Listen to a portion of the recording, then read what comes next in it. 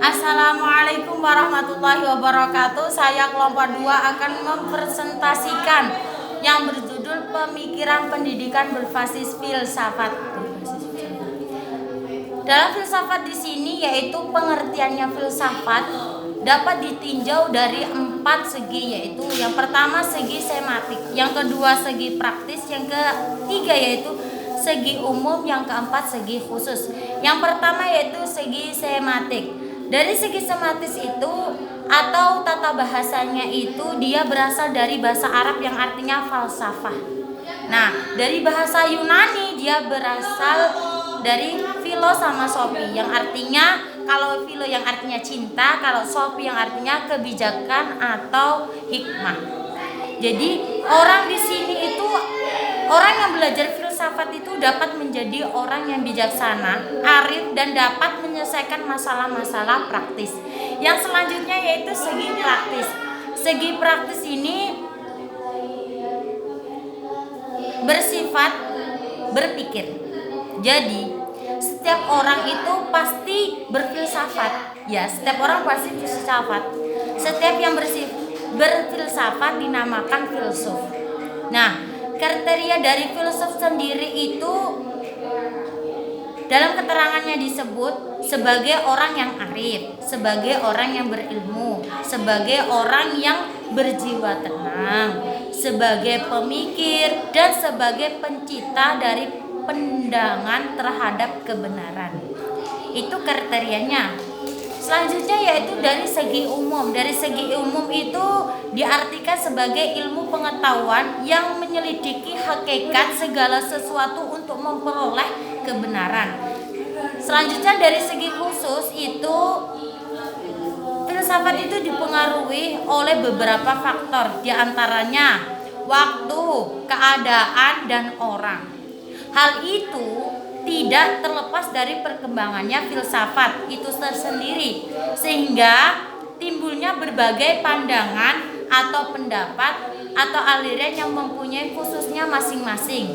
6 aliran-aliran tersebut itu diantaranya adalah sebagai berikut dijelaskan dalam makalah. Selanjutnya cara berpikir filsafat. Cara berpikir filsafat itu terdiri dari logis, koheren, korelasi, holistik, sama radikal. Kalau logis itu masuk akal. Kalau koheren yaitu keruntutan dalam berfilsafat sangatlah diperlukan. Kalau korelasi yaitu saling berhubungan. Selanjutnya yaitu kolektif yaitu menyeluruh. Kalau yang kelima radikal yaitu ketika menyelesaikan suatu masalah, filsafat akan menyelesaikan secara radikal, yakni sampai pada akar-akarnya. Selanjutnya yaitu filsafat pendidikan. Filsafat pendidikan dalam makalah itu ada beberapa pengertian filsafat, bisa dibaca sendiri. Dan ada beberapa pengertian filsafat pendidikan.